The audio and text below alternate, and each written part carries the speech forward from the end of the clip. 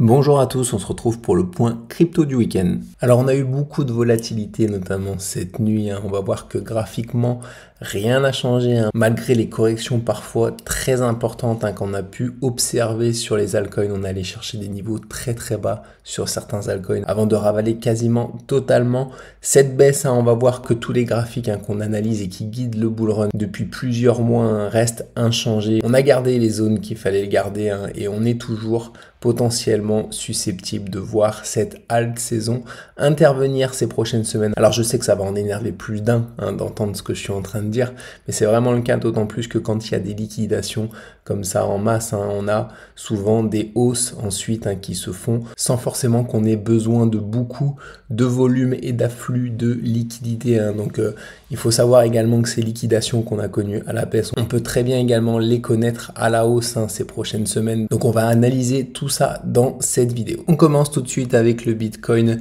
en hebdomadaire et sur les futurs. Donc le Bitcoin qui a clôturé cette semaine aux 114 000 $. Alors sur le spot du Bitcoin contre l'USDT, on est allé chercher cette nuit autour des 102 000 $. Donc comme on peut le voir sur les futurs, rien d'alarmant, mais sur le graphique spot non plus, parce que tout simplement on est allé mécher très bas, mais on n'a jamais clôturé en dessous de zones importantes, sachant que ici on a, d'après moi, cette ligne de tendance ascendante qui est très cohérente, qui passe en hebdomadaire par les clôtures. On l'a cassé à la baisse ici avec un pseudo gap comme on peut le voir. On est revenu la tester et on est rejeté ici avec une ligne Sashikomi. Donc au niveau des volumes, cette ligne Sashikomi est très propre. Je vous laisse d'ailleurs, pour ceux qui le souhaitent, aller regarder la formation gratuite sur le bougisme qui est disponible dans la description de cette vidéo et où on parle de toutes ces figures potentiellement de top de marché. Donc ici on a une ligne Sashikomi qui est très propre au niveau des volumes. Cependant on est déjà allé chercher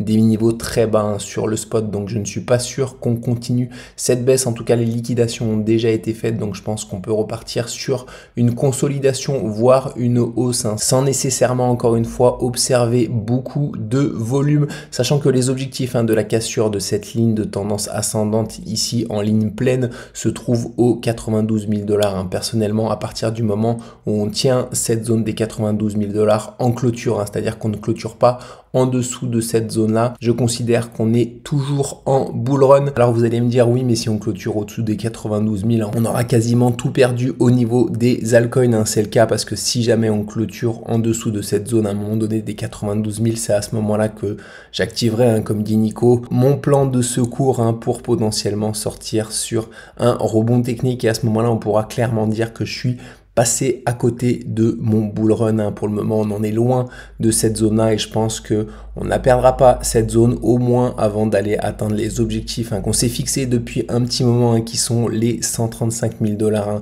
des objectifs qui sont actifs depuis la cassure de cette résistance ici en gras avec ce gap haussier. Donc désormais à voir si on va seulement atteindre cette zone ici des 135 000 $ sur le bull run, ou alors si on casse violemment cette ligne de tendance ascendante en hebdomadaire que j'ai désormais mis en gras, qui passe par les extrémités, qui semble être la plus cohérente, parce que c'est déjà la 4e fois qu'on est rejeté fortement sur cette zone. On avait été rejeté ici lors du précédent bull run, on a été rejeté une première fois ici, une seconde fois ici et une 3e fois ici sur cette zone. Donc plus on va tester cette zone, plus on aura de chances de fortement la casser à la hausse. Donc à voir si cet événement arrive et qu'on déclenche des objectifs qui sont situés autour des 180 000 $ sur le Bitcoin, ou alors si on dérive latéralement ici et qu'on est tout le temps rejeté pour aller chercher les objectifs et ensuite construire la figure de retournement pour entrer à ce moment-là en bear market. Dans tous les cas, quel que soit le mouvement qu'on effectue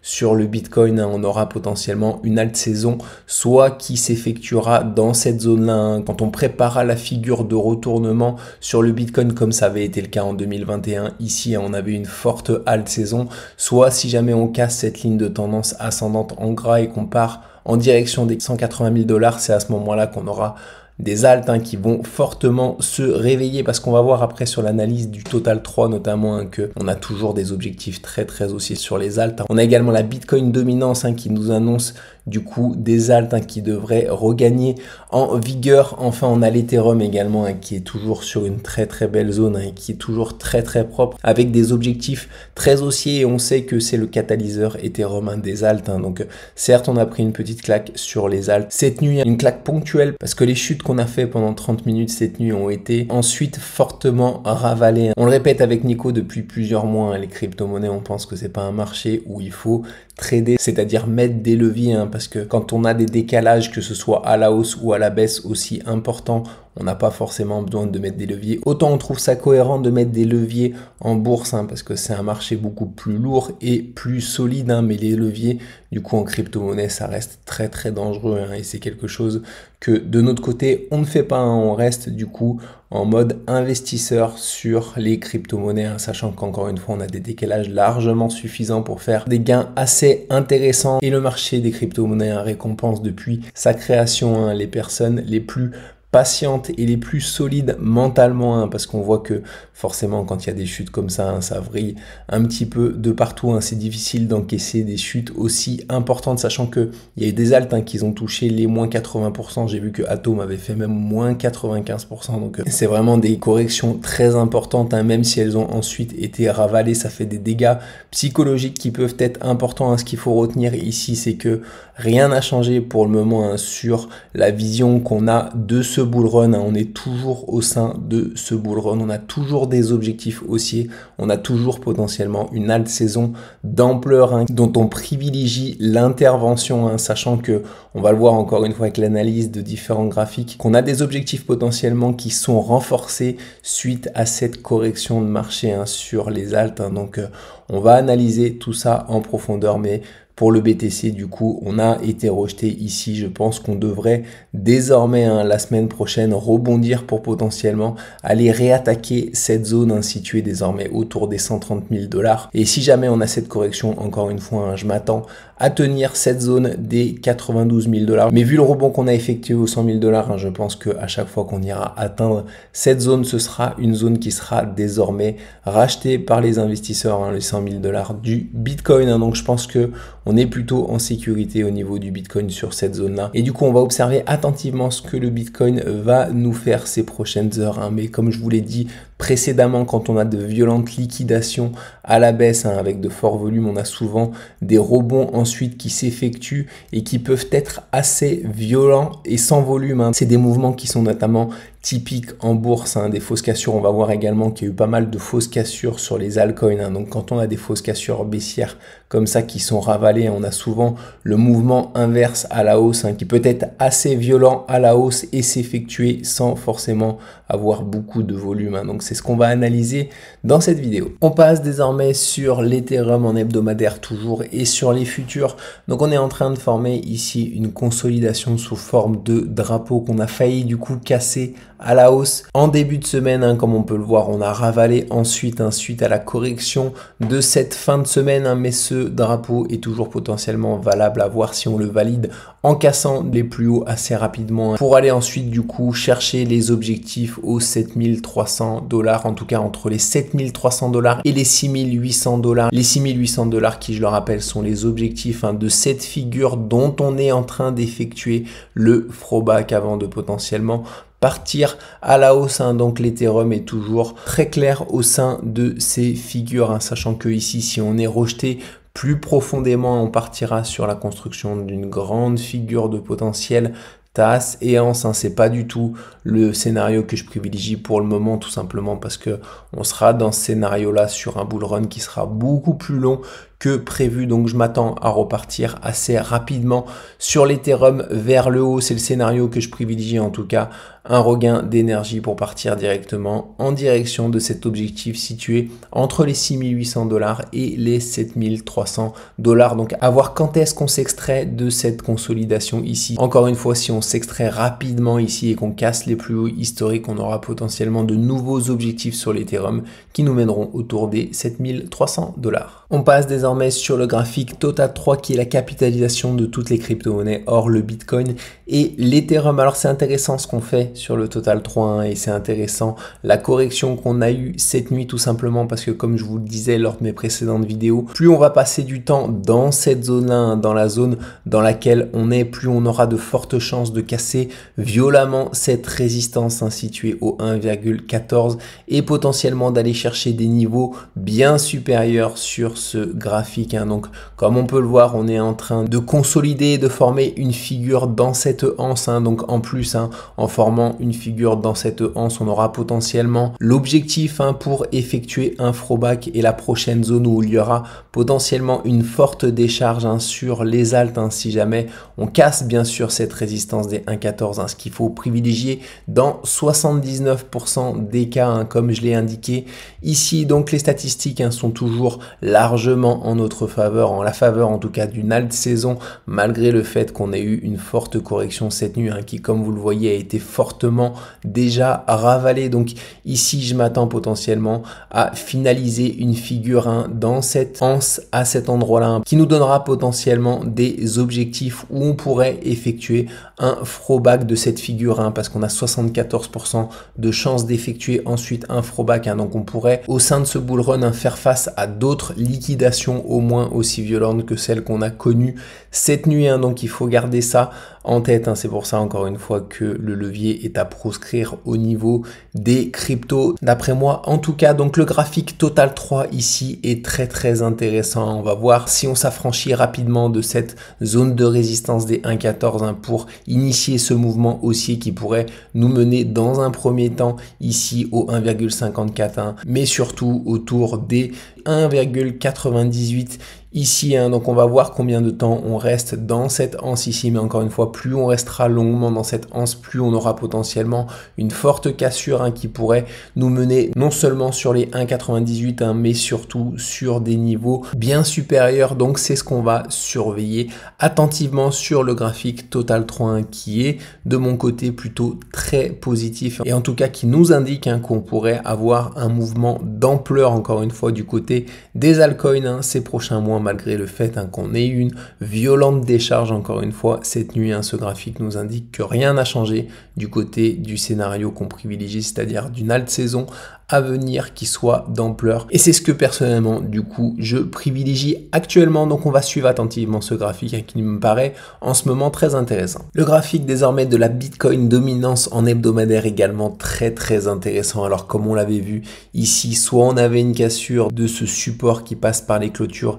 et on était susceptible d'effectuer un throwback pour être rejeté entre ces deux zones, entre l'ancien support et cette ligne de résistance horizontale hein, comme on peut le voir. On est susceptible de clôturer en dessous malgré le fait qu'on soit allé chercher des niveaux bien plus élevés sur la Bitcoin dominance. On est potentiellement également dans le scénario tout simplement d'une rotation partielle avec du coup une zone de support ici qui passe par les extrémités et qu'on aurait donc pas franchi à la baisse hein. C'est un scénario dont on avait parlé à plusieurs reprises. On sait qu'on a souvent des rotations partielles au sein de ce genre de figure. Donc ici, on est allé chercher très haut et si jamais on réattaque du coup ce support, on aura de fortes chances de le casser par le bas, hein, ce qui pourrait être le cas assez rapidement parce que comme on peut le voir, on a déjà ravalé une bonne partie du mouvement. Donc on va voir ce qu'on effectue ici sur la Bitcoin dominance. Est-ce qu'on va tout de suite chercher ce support hein, pour entamer cette alt saison qui nous mènerait potentiellement jusqu'au 48% de dominance sur le Bitcoin. En tout cas, c'est les objectifs de cette configuration ici hein. Donc comme vous pouvez le voir, la Bitcoin dominance également hein, qui nous indique toujours ces objectifs baissiers hein, qu'on privilégie et qui jouent toujours en la faveur hein, d'un regain d'énergie des alts ces prochaines semaines. Avant de passer sur l'analyse de certains alts hein, je voulais rappeler que nous ne sommes pas des conseillers financiers, que ce soit moi ou Nico. Nous sommes simplement des traders et investisseurs indépendants qui basons nos prises de position sur les statistiques qu'on a étudier en profondeur et malheureusement la statistique de 100% n'existe pas, donc faites toujours bien vos propres recherches personnelles avant de tenter d'entrer en position sur des crypto-monnaies ou sur des actions. Alors on m'a demandé dans les commentaires d'analyser la crypto-monnaie Litecoin, donc je vais l'analyser en hebdomadaire parce que c'est tout simplement l'échelle de temps où on y voit le plus clair suite à la correction qui a été effectuée cette nuit. Donc il y a eu pas mal de changements au niveau graphique, tout simplement parce que on a initié des mouvements baissiers et d'autres figures qui nous donnent potentiellement des objectifs bien plus haussiers. Alors ici, dans un premier temps, on avait des objectifs sur le Litecoin qui étaient des objectifs de cette figure de retournement ici sous forme de double bottom qui nous menait autour des 180 $ sur le Litecoin. On a ensuite du coup cassé, on a réintégré puis formé une autre figure sur la résistance, une figure qui s'est transformée du coup en canal descendant. Ça a été le cas sur beaucoup d'altcoins si vous allez les analyser en hebdomadaire. Donc ici on a un canal descendant sur l'altcoin avec une zone de résistance ici et une zone de support ici. Les objectifs de ce canal nous mènent sur des niveaux désormais supérieurs, d'autant plus qu'on a potentiellement une autre grande figure désormais qui s'est initiée, un autre plus grand double bottom qui pourrait nous mener sur le Litecoin sur des niveaux bien supérieurs autour des 250 $ à moyen terme. Et bien sûr, si on sort de cette grande figure ici de retournement, on aura des premiers objectifs, certes autour des 250 $, mais ce sera potentiellement seulement la première étape avant d'aller chercher des niveaux plus élevé. Donc c'est ce qu'on analysera. En tout cas, il faudra faire un point sur le Litecoin quand on atteindra les objectifs, voir où on en est au niveau notamment de la Bitcoin dominance, au niveau du Total 3, au niveau du Bitcoin ou de l'Ethereum pour pouvoir savoir si on est potentiellement sur un top de marché sur cette crypto-monnaie ou alors si on peut aller chercher des niveaux légèrement supérieurs. Un petit point désormais sur mes positions court terme. Pour rappel, en novembre 2024, j'avais vendu un tiers de mon portefeuille suite à l'atteinte de certains objectifs. Sur le Bitcoin, j'étais alors passé en USDT avec ce tiers de portefeuille et je tente avec ces dollars d'entrer en position sur des altcoins pour jouer des objectifs court terme. Donc ça avait été le cas sur Cake, Cake sur laquelle j'étais entré en position ici à cet endroit-là pour jouer les objectifs au 4,50 parce que tout simplement on avait une belle figure ici avec une zone de résistance à cet endroit-là et une zone de support ici. On est dans un premier temps allé chercher une zone supérieure sur laquelle on a été d'abord rejeté avant de former une plus grande figure avec une zone de résistance un petit peu plus haut. On est sorti de cette figure dans un parfait timing ici pour aller parfaitement chercher les premiers objectifs qui étaient la cassure de cette résistance ici. C'est à cet endroit-là que j'ai vendu la totalité de mes positions sur Cake pour passer à l'achat sur une autre crypto-monnaie Link que je vais vous montrer juste après. Depuis, on a fortement corrigé forcément avec la chute qu'on a connue cette nuit. On est revenu sur une très belle zone. Alors je trouve que la structure de Cake s'est un petit peu dégradée. Cependant, je pense qu'on peut avoir rapidement un rebond et qu'on est actuellement sur une très belle zone sur Cake pour aller chercher les objectifs désormais de la cassure de cette résistance ici et de cette plus grande figure dont on était sorti dans un parfait timing. On est en train de faire forcément un throwback qui déborde typique des crypto-monnaies. On a des objectifs suite à la cassure de cette résistance qui se trouve autour des 5,20 $. Donc à voir si on rebondit immédiatement pour aller chercher ces objectifs sur Cake. Mais en tout cas, je trouve qu'on est déjà sur une très belle zone sur Cake pour initier un rebond haussier. Donc à voir si on effectue bel et bien ce rebond haussier et qu'on repart tout de suite vers le haut sur Cake ou alors si on forme une autre structure ici sur ce bas de marché pour potentiellement initier dans quelques semaines un futur mouvement haussier pour aller chercher un niveau supérieur. On passe sur la crypto-monnaie Link. Donc comme je vous le disais, après avoir pris mes bénéfices sur une très belle zone sur Cake, sur le top quasiment, je suis entré tout de suite sur Link ici autour des 22 $. Ensuite on a eu cette forte correction. Alors j'avais un stop loss ici, mais comme vous le savez, que ce soit sur les crypto-monnaies ou en bourse, je place pas des stop loss physiques sur le marché, je place seulement des stop loss mentaux ici. Et comme vous pouvez le voir, c'est très utile notamment sur les crypto-monnaies parce que ça nous permet de nous protéger contre cette volatilité extrême, notamment quand on pense ne pas être en fin de bull run. Donc ici, on a eu cette forte mèche, on est en train de ravaler. Donc je suis actuellement toujours en position sur Link et on a du coup d'autres objectifs plus haussiers désormais. Alors j'étais rentré ici tout simplement parce que on avait potentiellement une structure qu'on peut pas qualifier d'épaule tête épaule inversée, tout simplement parce que elle est pas du tout équilibrée, mais c'est des structures qu'on retrouve très souvent en crypto, avec une belle zone de résistance qui nous indiquait du coup des objectifs potentiellement très haussiers. C'est surtout cette résistance ici qui me paraît désormais mature pour qu'on puisse la casser à la hausse. Mais comme vous pouvez le voir, on n'est finalement pas dans ce scénario, mais on est dans un scénario plus clair, d'après moi, un potentiel scénario du coup de canal descendant qu'on voit en hebdomadaire. Alors tout d'abord, on avait ce canal ici descendant avec la zone de résistance ici et la zone de support ici. On allait parfaitement rejoindre les objectifs, comme vous pouvez le voir quand on a les bonnes figures, que ce soit sur Cake, sur Link, on a souvent des réactions sur les objectifs de ces figures et ça a été le cas ici. On a fortement corrigé, on a allé chercher du coup le support d'un plus grand canal, un canal avec une zone de résistance ici en orange et une zone de support ici en orange également. Quand je passe en hebdomadaire, on va voir que ce canal du coup descendant a des objectifs qui se trouvent autour des 43 $. C'est ici que je prendrai mes bénéfices si jamais on a bel et bien le rebond que j'attends sur Link. Et je pense que ça pourrait être le cas sur cette crypto-monnaie qui d'après moi a désormais effectué du coup une consolidation assez mature sur ce bas de marché et qui pourrait valider encore une fois ce canal descendant pour partir sur un mouvement haussier et l'atteindre potentiellement de niveaux supérieurs. Donc c'est ce que je vais surveiller sur Link, sachant que ici à la cassure de cette résistance, on pourrait être rejeté à cet endroit-là, sur cette zone de résistance où on a été rejeté à plusieurs reprises dans le passé ici, avant potentiellement de revenir s'appuyer ici pour aller chercher ensuite les objectifs de cette grande figure dans un premier temps. Après, il faudra analyser tous les graphiques qu'on analyse à chaque fois pour voir à l'atteinte de ces objectifs, si on est potentiellement sur une fin de bull run sur Link ou alors si on peut aller chercher des niveaux supérieurs. Mais Link qui me paraît désormais beaucoup plus propre en hebdomadaire avec cette belle figure de consolidation latérale, ce qui est le cas désormais pour beaucoup d'altcoins. On a formé en hebdomadaire des belles figures de potentielle continuation haussière avec la décharge qu'on a connue cette nuit. Donc on va suivre ça attentivement. Mais Link, je m'attends potentiellement à avoir un beau mouvement haussier ces prochains mois sur cette crypto-monnaie. On passe sur Shiba désormais, Shiba sur laquelle j'étais entré en position ici, que j'avais eu le temps de sécuriser suite au retest de mon point d'entrée. J'avais placé un stop loss en dessous ici, j'ai été sorti forcément cette nuit sur des niveaux que j'estime assez intéressants au vu de la bougie qu'on a effectuée ensuite, une bougie du coup qui a été cherchée très très bas mais qui a été, comme vous pouvez le voir, partiellement ravalée désormais. Donc Shiba qui devrait tenir en hebdomadaire cette zone de support. Alors je vais passer en hebdomadaire tout de suite pour vous montrer quelque chose d'intéressant qu'on voit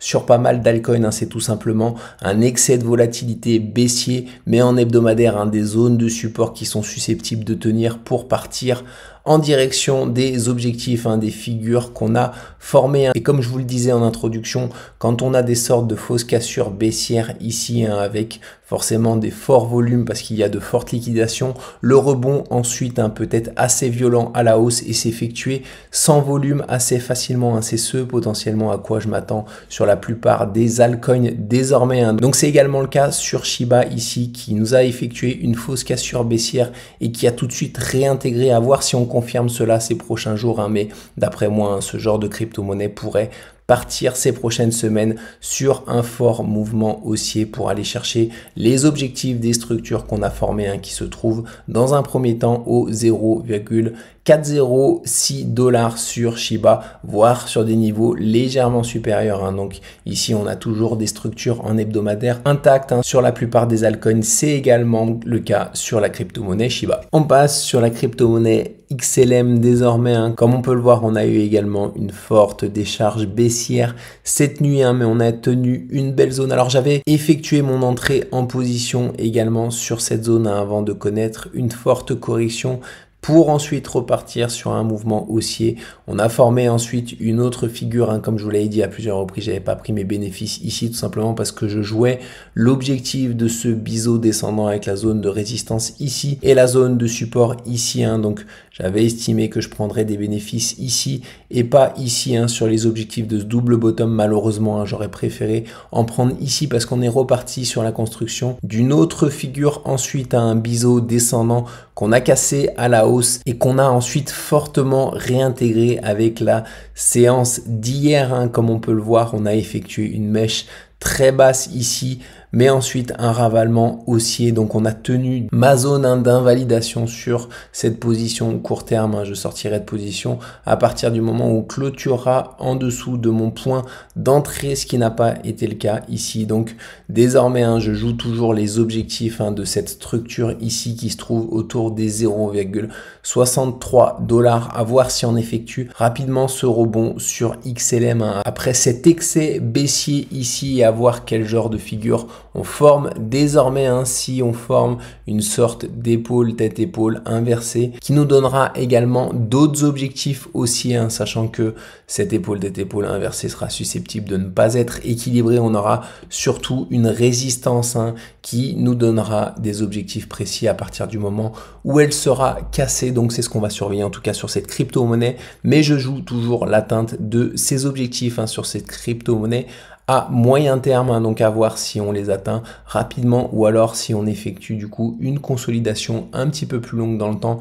sur cette zone-là. On finit avec les marchés boursiers et le SP500 qui vendredi a effectué une séance corrective avec une englobante et des volumes en adéquation pour potentiellement effectuer une consolidation un petit peu plus profonde. Donc à voir si on revient s'appuyer sur cette zone de support ou alors si on forme une figure ici de future continuation haussière pour aller chercher les objectifs finaux sur lesquels je m'attends à une forte correction, comme on a pu le voir sur le HSI, l'indice de la bourse de Hong Kong.